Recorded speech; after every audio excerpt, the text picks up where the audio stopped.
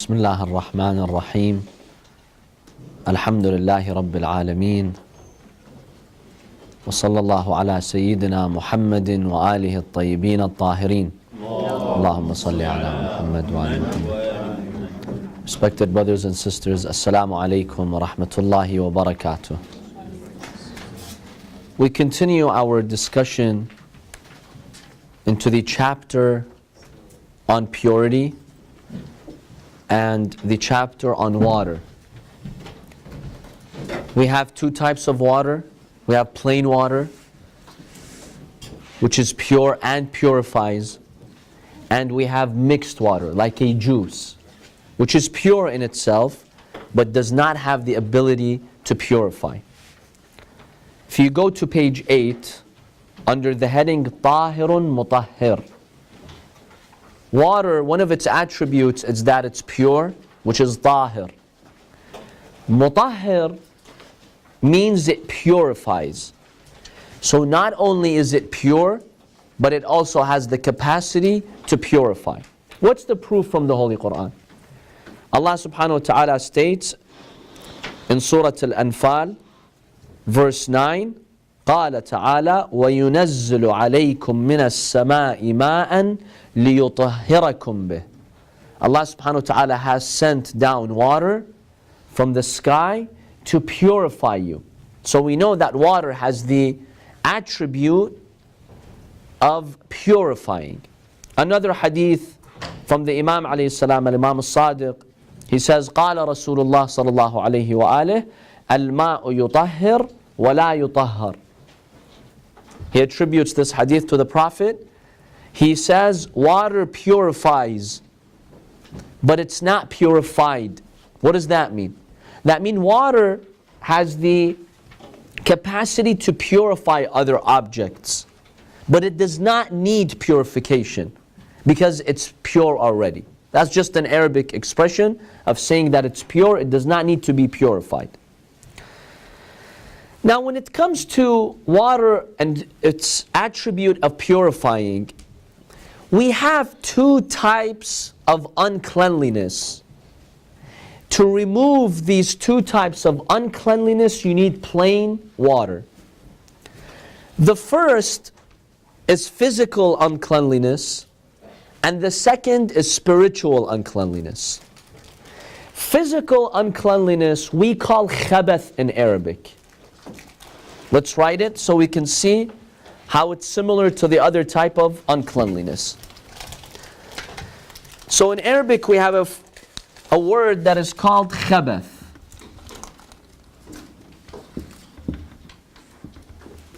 Khabath means something that is unclean, something that is impure, something that is contaminated. What does khabath mean? Khabath in Islamic law refers to any physical impurity, such as what? Such as blood, for example. Blood is a type of khabath. So this refers to physical impurities.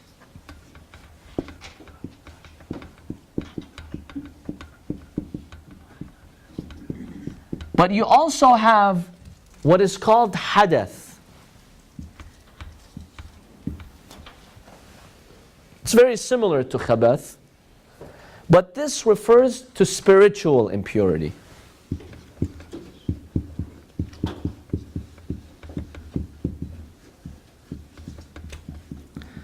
Now water has the capacity to purify you from both.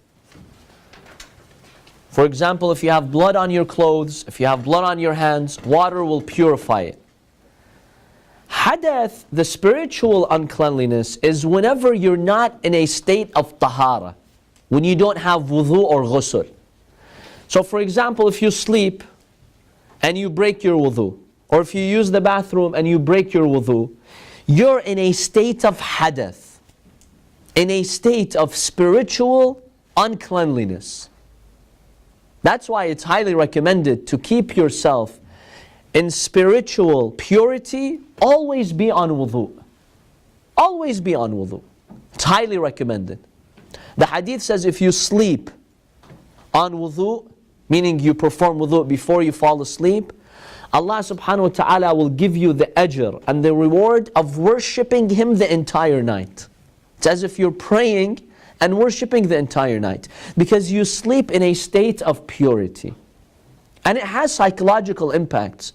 You know, many people sometimes who come to me and they say, can you help us because when we sleep we have a lot of nightmares, for example. Do you know that wudu has a powerful impact? When you sleep with that pure state, you are less likely to have trouble with nightmares and, let's say, other negative impacts, other negative effects. So khabath is physical impurity, hadath is spiritual impurity. Water has the capacity to purify you from both. So when you do wudu, you're no longer in the state of hadath, you're pure. Now when we speak of hadath, we have two types of hadath. We have the minor hadath and we have the major hadath. The minor hadath is being in a state where you just need to do wudu. Let's say you slept, you used the bathroom, and so you have to do wudu. This is called minor hadath. And all you need to do to get yourself out of this state of minor hadath, all you do is wudu. For major hadath, such as for example, the state of janaba, when someone is in the state of janaba, or when someone is in the state of hayd, during a menstrual cycle, they enter what is called the major hadath. To remove that major hadath once a person becomes clean, for example when the cycle ends, you have to do ghusl. You have to fully wash your body to become pure again. So we have the major hadath, the big hadath, and the minor or small hadath. So water has the capacity to purify us from khabath and hadath. This is what he says in the first paragraph. Now in the second paragraph and the third paragraph, he mentions two differences between hadath and khabath. The first difference, وَمِمَّا يُفَرَّقُ بِهِ بَيْنَ الْخَبَثِ وَالْحَدَثِ. يُفَرَّقْ بِهِ means there are two differences between hadath and khabath. The first difference is that if you have a container of water that's not connected to a source, let's say you have a bucket of water, if the khabath touches the water, even if it's one tiny drop, what happens to all the water in the bucket? It becomes najis. It becomes impure. So if you have, for example, a bucket of water and a drop of blood falls into it, a drop of urine falls into it, the whole bucket becomes najis. Whereas if someone is in the state of hadath, spiritual uncleanliness, if you touch water, does that water become najis or no? Let's say someone needs to do ghusl, but their hand is clean. It's tahir. There's no najasa on their hand.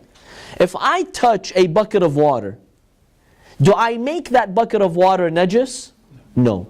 Even though I'm in a state of spiritual uncleanliness. I need to do ghusl or I need to do wudu. It's hadath. But one of the qualities of hadath is that if you touch water or anything, any object, you don't make it najis. Whereas khabath makes it najis. Anything that khabath comes into contact with, it makes it najis. So this is one difference between hadath and khabath. Is this difference clear? Let's go to the second difference. And this one's interesting. The second difference between hadath and khabath is that since the khabath, the physical impurity, deals with our physical aspect, like the hands, the body, physical najasas, if you want to purify it, you don't need to make the intention that this is for Allah. You don't have to say in your heart or on your tongue, قُرْبَةً إِلَى اللَّهِ تَعَالَى. So if there's blood here, let's say I have blood on my hands, when I'm washing the blood from my hands, do I need to say I'm washing my hand qurbatan ila Allah ta'ala? No, you don't have to say that. Khabath, just by removing it, by purifying it with pure water, it's pure. Anybody can do it. A Muslim, a non-Muslim, an object. If that plate is cleaned, you put it in a dishwasher. And let's say the dishwasher cleans it. You don't need any niyyah to make. You don't need any intention to make. It automatically becomes clean. That's khabath, and it concerns our physical aspect. But when you go to hadath, which is spiritual uncleanliness, because the spiritual uncleanliness has an impact on our soul, on our heart, to remove it, you need to make a niyyah. You need to make an intention. That's why when you do wudu, it's not enough just to wash your face, your hands, wipe your head and feet. Why? You need to say, I am doing this qurbatan ila Allah ta'ala. You don't have to say it, you just have to know it. It's an act of worship. It's ibadah. That's why wudu is a type of ibadah. It's a type of worship. It requires niyyah. So it's niyyah, you don't have to explicitly say it. You don't have to explicitly say it, but you have to keep it in your mind. If somebody's just washing their face and they did the exact acts of wudu, but they did not make any intention, even in their mind, that's not valid. When you do ghusl, for example, to purify yourself, when you're in an impure state and you need to do ghusl, right as you begin doing the ghusl, you have to make the niyyah, you have to make the intention. What ghusl am I doing? Ghusl al-Jum'ah, Ghusl al-Janaba, Ghusl al-Hayd. Or if you're washing, for example, a dead person, Ghusl al-Mayyit. We have to make these niyyahs. So the second difference between hadath and khabath is that to remove khabath, physical uncleanliness, you never have to make any niyyah. You can. It's mustahab, you'll get rewarded. If you're saying, oh Allah, I am, cleaning my body, I'm removing the blood, for example, qurbatan Allah ta'ala, because I want to get closer to you, I want to pray, I want to be in a clean state, that's good. But are you required to say that? No. Whereas when it comes to hadath, the spiritual impurity, it always requires a niyyah. You have to make the niyyah for it to be valid. If you do a full ghusl, complete ghusl with all the steps, but you forget to make the niyyah, it doesn't count. Some people go in the shower and let's say they're so preoccupied, maybe they wash their full body, but they really never made the niyyah of ghusl al-Jum'ah or ghusl al-Janaba or ghusl al-Hayd. They never made that niyyah. That does not count. Because hadath requires an intention, an awareness for the sake of Allah in order for you to be purified from it. So this is the second difference between hadath and khabath. Is this difference clear? Any questions about this difference? So this is what he mentions, the author, in the second and third paragraph at the end of page 8. Good question, Sheikh. As far as the topic of if your hands are wet or if you touch a non-believer's hands in that case, would that become a khabath or a hadath from that standpoint? We will get to that. We will speak about that. But this is khabath. If you touch, let's say, someone who's not pure, you don't have to do ghusl or wudu to regain that purity. All you have to do is just wash your hand or that area which came into contact with that najis. So now let's flip to page 9. Under this heading, al-ma al-mudaf, mixed water, we talk about the characteristics and the attributes of mixed water. Al-Imam al-Sadiq alayhi salam was asked about doing wudu with milk. سئل الإمام الصادق عليه السلام عن الوضوء باللبن. What does laban in Arabic mean? Milk, not yogurt. These days, in our common language, laban is that yogurt drink. But in the original Arabic language, laban means milk. So he was asked, can I, if the milk is pure and I can drink it, why can't I do wudu with it? The Imam alayhi salam says no. إنما هو الماء والصعيد. For you to be purified, there's only two things that purify you. Either water, if you have it, you do wudu or ghusl, or sa'id. What's sa'id in Arabic? Does anyone know? I know. Is it dirt? Dirt. The earth. Sa'id is anything that's on the earth. The soil, the sand, the rocks. This is referring to tayammum. Tayammum is when you are, for example, stuck somewhere and you have absolutely no water and the time for salah is about to expire, you need to do your salah, so you do tayammum. On the bare ground, on the earth, you take your hand, you hit it on the ground, and then you just wipe your forehead up to your nose. We'll talk about the details of tayammum. So the Imam says there's only two things that purify you, plain water and dirt, the earth. They give you tahara, if you want to pray, for example.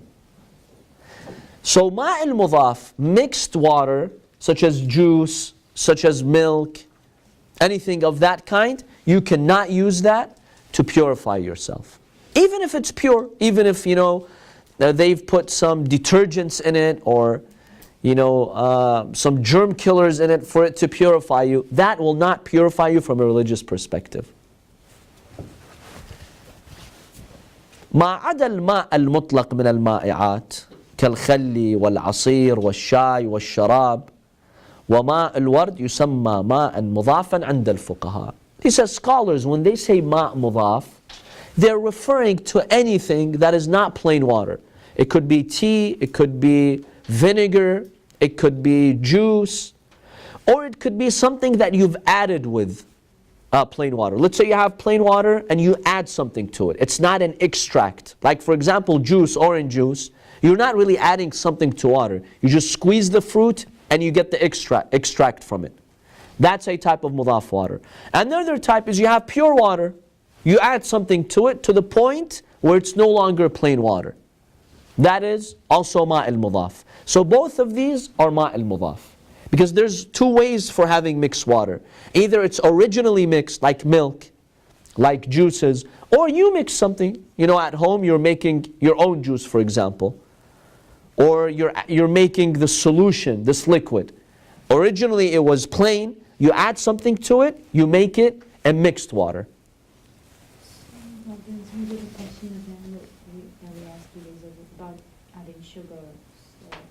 So adding sugar to the water. If you have water and you add sugar to it, do the people in your society, and ask yourself, do you consider this a type of plain water?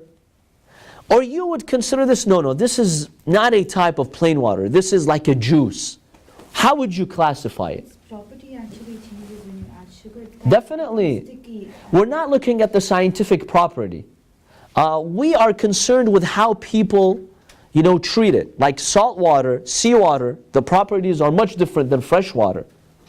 But people consider it water. Both is water. Yes, that one is clean, the fresh one, you drink it. The salt water, you don't drink it, obviously. But at the end of the day, when you have to classify them as plain water or mixed water like juice, for example, where would you classify seawater? You would classify it, generally speaking, into the plain water category. So if you have some water and you add some sugar to it, what would the people classify it? Mixed. Do they consider it mixed, or do they consider it a type of plain water? If they consider it mixed, then the properties of mixed water will apply. If they consider it plain water, then the properties of plain water will apply. So it really depends on what society considers it. Now if you have doubts, you're not sure, we'll get to that. Same question. So can we say from a scientific perspective, this is mixed water? Yes, from a scientific perspective, it's very hard to find pure water. Like right now, from a scientific perspective, sugar plus water is mixed water. Yes. And this is how we as society think, therefore that's mixed water. But see, when you look at Islamic law, we're not concerned with the scientific classification. We're concerned with how people treat the water. People regardless of what science says about this water, people, how do they treat it? Do they treat it as plain water, or they consider it, they're like, no, this is not water. You can't say water when you're referring to water that is sweet. They don't consider this water. They consider it something else. That's how you know if this is water or not. For example, seawater, it's considered water according. People will not, yes, it's seawater, it's salty water, but it's water. It's not something else. But milk is not water. You can firmly say it in society, milk is not water. And that's a true statement. Juice is not water. And that's a true statement. But when it comes to water that you add sugar to, can you say this is not water? It depends on how people classify it. And this could change, by the way, from society to another society, and that's fine. Like flavored water. Flavored water. If the flavor is, extreme, where it changes the color and the taste to an extent where people treat it like a juice, then it's no longer plain water. But if that flavor, is not that extreme, it's just some light flavor in it, it could be considered plain water. It depends on how people classify it. Now, obviously, you're wondering, what if I don't know? The people themselves, they're confused. They don't know what to call this. We'll get to it. Okay, seawater now. Seawater, it's got salt in it. Can you do wudu with it? Yes, you can do wudu. Why can you do wudu or ghusl with seawater? Because people treat it as water. It's a type of water. It's not a juice. It's not a mixed water. It's a type of water. And people consider it a type of water. Yes, they treat it differently. Obviously, you don't drink seawater. Right. But at the end of the day, it's water. It's plain water. People consider it to be a type of water. And because people consider it to be a type of water, then it has the features of plain water. So you can do ghusl with it, you could, purify your body with it. Yes, brother? How about like sparkling water, like Perrier? Sparkling water. Because it's what do they put in sparkling water? It's a carbonated drink, right? So people, do they treat this as a type of plain water, or do they consider it like a juice? No, they consider it like a juice. What would you say? So if people consider it a plain water, it has the attributes of plain water. You could wash your hand with it and make it tahir. If people consider it like a juice, then that's problematic. You cannot. So you have to see the common perception in society. The average person, what would they consider it? That makes a difference. In Islamic law, what people consider a subject, it makes a difference. Is that urf in Arabic? Urf, exactly. In Arabic, we call it the urf, the common perception or the common understanding. If the urf says this is water, we say it's water, and all the rules apply. If the urf says this is added water, then it's mixed water, and the rules of mudaf will apply to it. Allah subhanahu wa ta'ala would not immediately ask you to do tayammum if there was no water. Allah would have told you you could do wudu with a juice, with ma' mudaf, with a mixed water, then you could do tayammum. So he's just showing us, Sahib al-Madarik, this scholar, that this verse in the Quran is a proof that you cannot use mixed water to purify yourself. We also have many hadiths about that.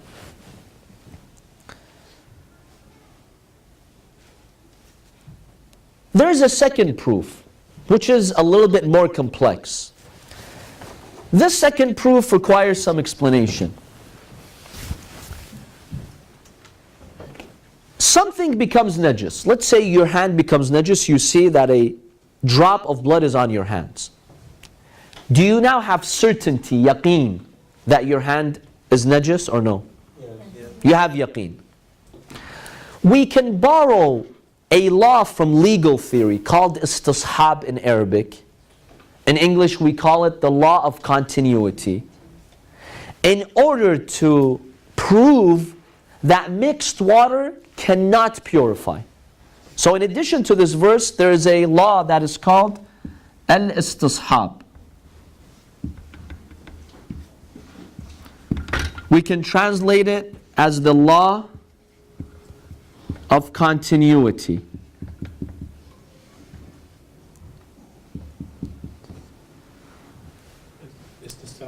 Istishab. Al-istishab, the law of continuity. So it's istishab. Now the linguistic meaning of this word comes from the root word sahiba. Have you heard the word sahaba? Companions. Who were the companions? Those who were with the Prophet, right? Istishab comes from that root word because you are taking that original state as a companion with you. But we can better translate it as the law of continuity. Now, what does this law state? This law states, don't negate certainty with doubt. Whenever you're certain of something, do not negate it with doubt. Negate it with another certainty. Now, the common example is that of wudu. At 12 p.m. you did wudu. So you're certain you did wudu. At 4 p.m. you have doubts. Did I break my wudu or no? Did I sleep? Did I go to the bathroom or no? You have doubt. What is the law of continuity? What does the law of istishab say? Don't do it again. Don't negate that certainty with doubt. So do you consider yourself as having wudu or do you need to redo the wudu? If you are in halat of doubt, you do it again. No, you consider yourself to have wudu. Because you're certain at 12 you did wudu. So you have certainty, yaqeen. But you're not sure if you broke your wudu. You have doubt. Did I break my wudu or no? Islamic law states you're on wudu. Yes, if you have doubt that I did wudu or not. You're not sure. 12 p.m. did I do wudu or not do wudu? Here the law of continuity says the opposite. The law of continuity says at 11 a.m. you definitely didn't have wudu. At 12 you doubt. Did I have wudu? Did I not have wudu? So continue that state of certainty. So this is the law of continuity. Is this law clear? Or if you are sure that you break your wudu, then Yes, if you're sure that you broke your wudu, then yes. Now you've broken that certainty with another certainty.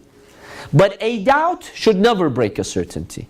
This is Islamic law. Is this law clear? The law of continuity? We call istishab. How do you apply it here? So my hand becomes najis with, for example, blood. I am certain, yaqeen, I have yaqeen, that my hand is najis. Now if I take plain water, like drinking water, and I purify my hand with it, do I have yaqeen and certainty that my hand is pure now? Yes. But if I take added water, like a juice, like milk, and I pour it on my hand, trying to purify my hand, I have doubt. I ask myself, I don't know, in the religion of Islam, does milk purify or no? I have doubt. Let's say I tried to look at the proofs, I couldn't find anything about ma al-mudhaf purifying. What does the law of continuity state here? you're still Your hand is still najis. Because you were sure a minute ago, you had yaqeen, certainty that your hand was najis. Now after pouring milk on it, you have doubt. Did I remove the najasa or no? The law of continuity says continue that najis state until now. Until you're sure 100% that you've purified it, which is with plain water only. So in that last paragraph, the author says we have a second proof which shows us that mixed water, ma al-mudhaf, does not have the capacity to purify. Because of istishab. The law of continuity says, you're sure it was najis, you assume it's najis now. Because you don't have evidence, proof, that added water or mixed water can purify you. Yes, brother? Isn't it considered that if the blood does not start flowing from the wound, it doesn't break the wudu? Well, the blood bleeding through injury never breaks the wudu. Whether it flows or it does not flow. If you did wudu, and then a minute after you did the wudu, you got injured. You got injured where blood started flowing. That never invalidates the wudu. The wudu is valid, the ghusl is valid. If you need to pray, all you need to do is just remove the blood for salah. But that never invalidates the wudu. There are some sects maybe, some Muslim sects that probably say that.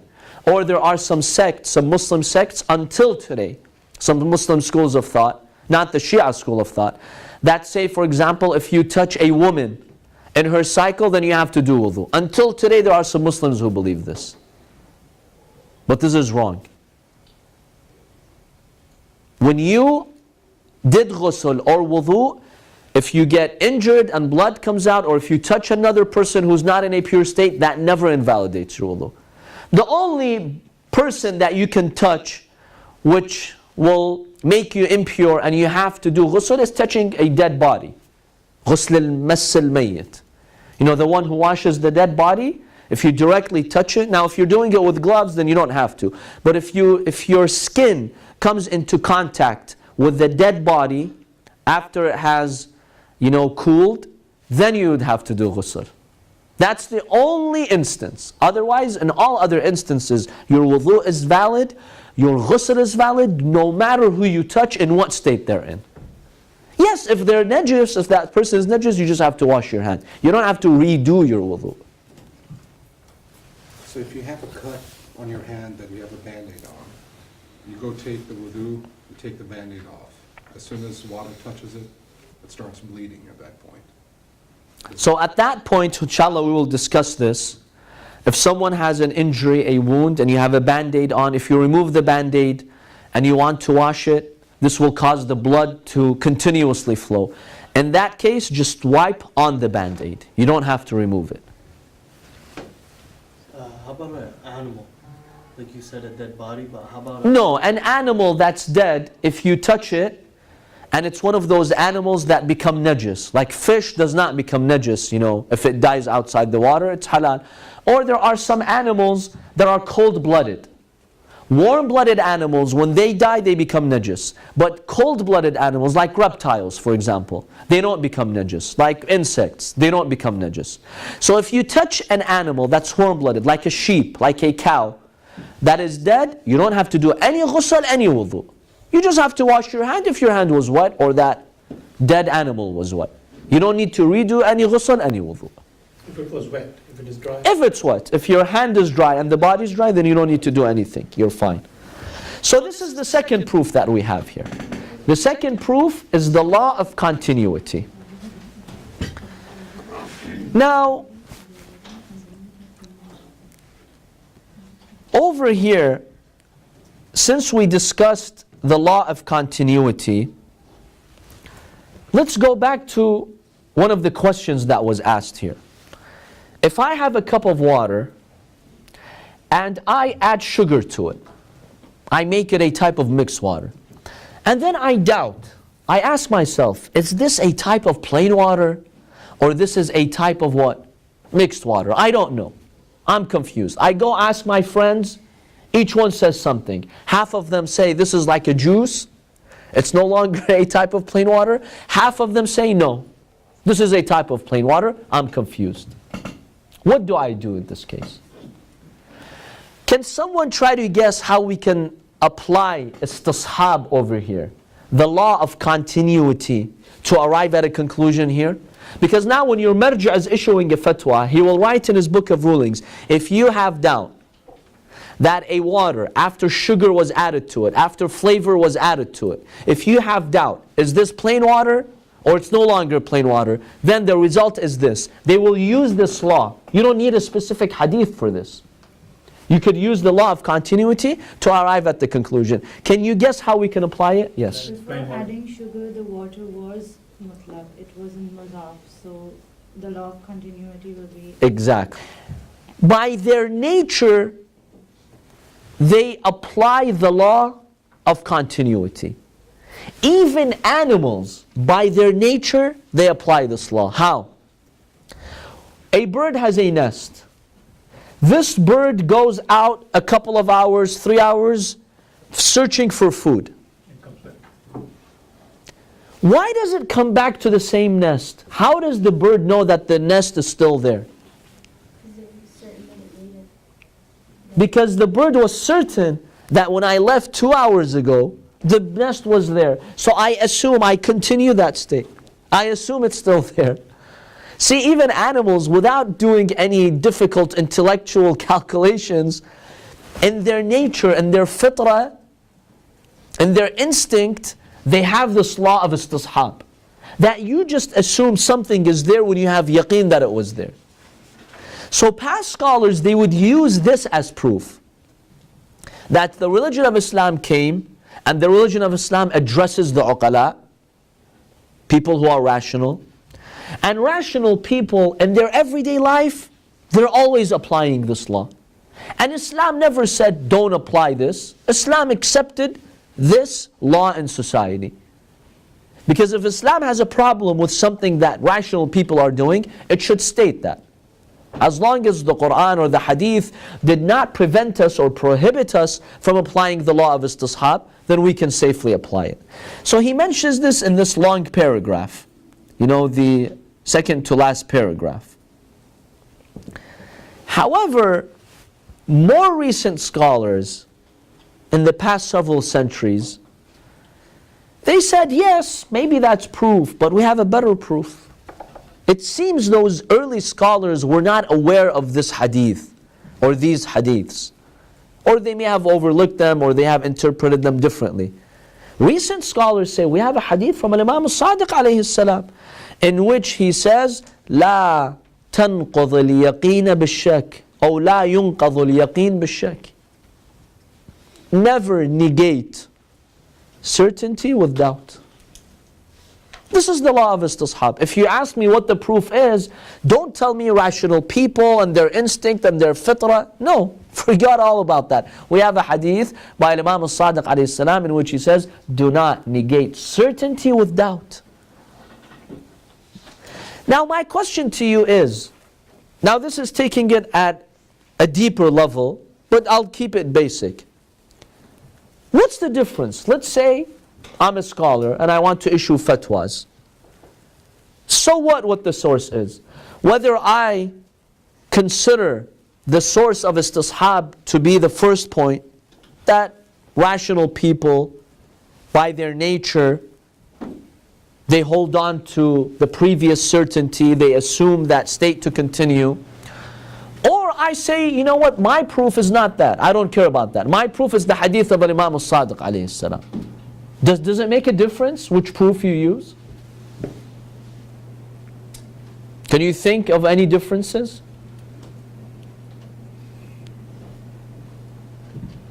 There are many, many differences. I'll share one basic difference. If you have doubt, let's say you're dealing with a case, you have previous yaqeen, you're not sure, should I continue that state till now or no? If you ask the rational people, what do they do? It's not clear what they do in this case. Some people assume that the prior state still exists. Some say no. It's not clear. You don't know what rational people do. If your evidence for istishab is the practice of rational people, and the rational people have doubt, they're not sure in this particular case what you should do. In this case, can you use istishab or no? You can't use istishab. Because the rational people themselves, they're doubting whether in this case you should, be searching for a yaqeen, or you could just continue the previous state. But if your evidence of istishab is the hadith of Imam al-Sadiq alayhi salam, it doesn't matter what people think. Do they apply it to this case? Do they not? The Imam says, don't negate certainty with doubt. I have a doubt. I had a certainty. I will not negate that certainty with doubt. I will continue that certainty. Doesn't matter whether people do this in this case or not. So this is one difference. So it really makes a difference what your evidence is. Because there are many cases, let's say in family law, in marriage laws, let's say the rational people do not use istishab in this. They have a different system. But if my proof is the hadith of Imam al-Sadiq, I can implement it everywhere, in every aspect of my life. So in this page he discusses the laws of istishab.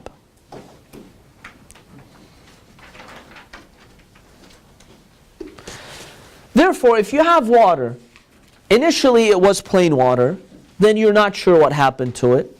The law of istishab says it's still plain water. If you had mudaf water, let's say you had a type of juice, you did some chemical operations on it in the lab, and you turned it into plain water, where it looks like plain water. But you have doubts, you know. People will tell you, okay, you changed the milk into this plain water. You're not sure if this is called plain water or not. Maybe people consider it something else. What does the law of istishab say? It's not. It's not plain water, it's mudaf water, because the previous state was definitely mudaf. You made some changes to it, now you're not sure what it is. Assume that it is still mudaf, it's not plain water. Now here's a question. What if you don't know the previous state? You're given a water, it's dark in the room, you don't know what's in the cup. Then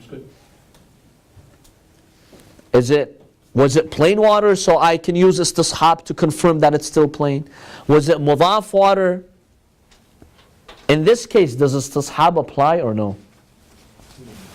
No, it does not apply, because you don't have certainty. Istishab in this case will not apply, because you don't have previous certainty. So in this case, you can't do wudu with it. Because in order to have wudu, you need to be sure this is plain water.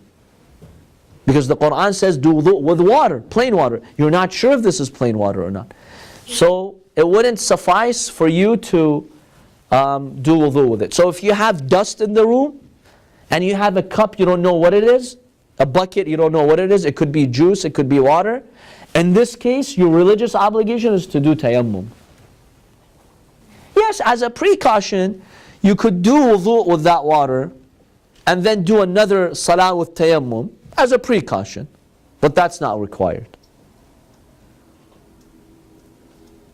So you can only implement istishab if there is a previous state, if there is an earlier state. In the next chapter, the author will discuss the types of plain water. You know, if you have a large body of water, if the water is, you know, if you have running water from a faucet, for example, from tap water, all of the qualities of plain water will differ according to what type of water you have. If you have a huge swimming pool and a drop of blood falls into it, does it make it najis? No. But if you have a bucket of water and a drop of, for example, blood falls into it, it makes it najis. What are the details about that? Inshallah, in the next session, the author will discuss the differences between these types of water. And then we will go into the najasat. You know, what are the impurities? And we'll go to the question that you asked. Non-Muslims, are they pure? Are they impure? If you touch them, what happens? And so on and so forth. وصلى الله على محمد وآله الطاهرين. اللهم صل على محمد وآله